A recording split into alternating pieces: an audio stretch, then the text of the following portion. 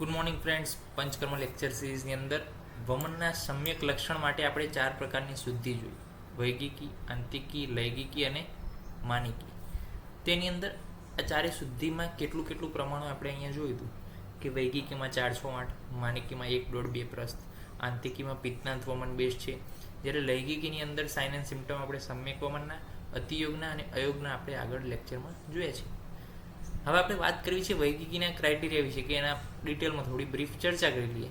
તો વેગની ગણતરી કરવી એ ખૂબ જરૂરી છે વમન દરમિયાન, કારણ કે તેના વેગના નંબરના આધારે શું નક્કી થાય? હીન, મધ્યમ અને પ્રવર. અને હીન, મધ્યમ, પ્રવરના આધારે શું થાય? નક્કીના આધારે એના આધારે સંસર્જન કર્મ નક્કી થાય.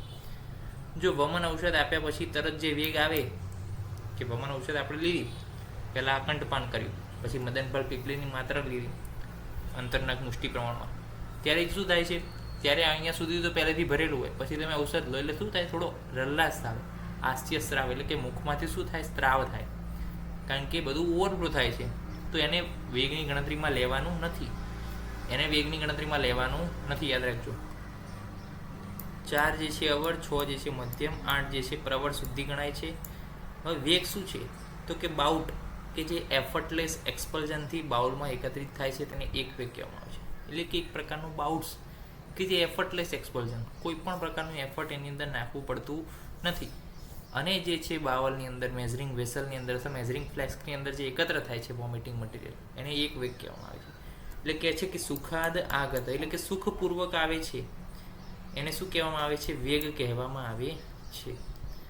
પ્રતિગ્રહ એટલે શું? પ્રતિગ્રહ એટલે કે બાઉલ કે જેમાં વેગને એકત્ર કરવામાં આવે છે. પ્રતિગ્રહનો મતલબ એ કે જે બાઉલ છે, જે મેઝરિંગ ફ્લાસ્ક છે, એની અંદર આપણે વોમિટિંગ મટીરિયલને એકત્ર કરીએ છીએ, ડોલ છે, ગમે તે, તો એને શું કહેવામાં આવે છે? પ્રતિગ્રહ. તો સુખપૂર્વક જે પ્રતિગ્રહમાં આવે છે એને વેગ કહે છે.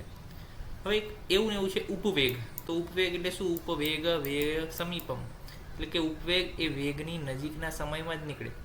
હવે જો વેગ અને ઉપવેગનો ડિફરન્સ શું? તો કે વેગ જે છે વધુ માત્રામાં નીકળે, આખી વોમિટિંગનું મટીરિયલ છે એમાં વધુ હોય, જ્યારે ઉપવેગમાં જે છે ઓછી માત્રા હોય. પછી આ જે છે સુખપૂર્વક આવે વેગ, કોઈ ખાસ પ્રયત્ન જરૂર પડતી નથી. ઉપવેગની અંદર બાહ્ય પ્રયત્નોની જરૂર પડે, પાછળથી પહેલાં એમને જે છે પૃષ્ઠમર્દન કરવું પડે, નાભી પ્રપીડન કરવું પડે, પછી આંગળી પણ નાખવી પડે, કમળનાલ, ઉત્પલનાલ, ઈરણનાલ, આ જે છે આ બધાથી આપણે શું કરવું પડે? એને હેલ્પ કરવી પડે. ત્યારબાદ ટાઈમ શું છે? ઓછા સમયમાં પ્રવૃત્તિ થાય અને વચ્ચે અંતરાલ ન રહે બે વચ્ચે, એટલે કે એક વેગ આવ્યો તો એ ઓછા સમયમાં ડાયરેક્ટ બધું નીકળી જશે. પછી 2 વેગ આવે, એની વચ્ચે અંતર રહે નહીં. જ્યારે આ ઉપવેગની અંદર ધીમે ધીમે બહાર આવે, સમય લાગે, 2 ઉપવેગ વચ્ચે સમય પણ રહે છે. તો આ થઈ ગયો વેગ અને ઉપવેગ વચ્ચેનો ડિફરન્સ. તો આજે આપણે જોયું વૈગિકીના ક્રાઇટેરિયાની અંદર કે વેગની ગણતરી ખૂબ જરૂરી છે. એના આધારે શું નક્કી થાય છે? હીન, મધ્ય, પ્રવર. એના આધારે શું નક્કી થાય? સંસર્જન કર્મ. બીજી વાત કરીએ તો કે જે સ્ટાર્ટિંગમાં જે લલ્લા સાસ્ય સાવત્રા, એને વેગમાં ગણવાનું નથી. વેગ શું છે? તો કે એફર્ટલેસ જે એક્સપલ્ઝન થાય છે એને વેગ કહેવામાં આવે છે. અને ઉપવેગ શું છે? તો કે જે વેગની નજીકમાં જ આવે છે એને ઉપવેગ. વેગ વધુ માત્રામાં હોય, ઉપવેગ ઓછી માત્રામાં હોય. આમાં એક્સપલ્ઝનની જરૂર પડતી નથી, આમાં એક્સપલ્ઝનની જરૂર પડે છે. સુખપૂર્વક નથી આવતો ઉપવેગ. આમાં ઓછા સમયમાં પ્રવૃત્તિ રહે છે, અંતરાલ રહેતો નથી. આમાં ઓછા સમય નહીં પણ લાંબા સમય પ્રવૃત્તિ થાય છે, ધીમે ધીમે આવે છે, અને 2 ઉપવેગ વચ્ચે સમય રહે છે. નેક્સ્ટ લેક્ચરની અંદર માનિકીના ક્રાઇટેરિયા વિશે અભ્યાસ કરીશું. ત્યાં સુધી રજા આપશો. જય હિન્દ, જય ભારત, જય વિજય. નમસ્કાર.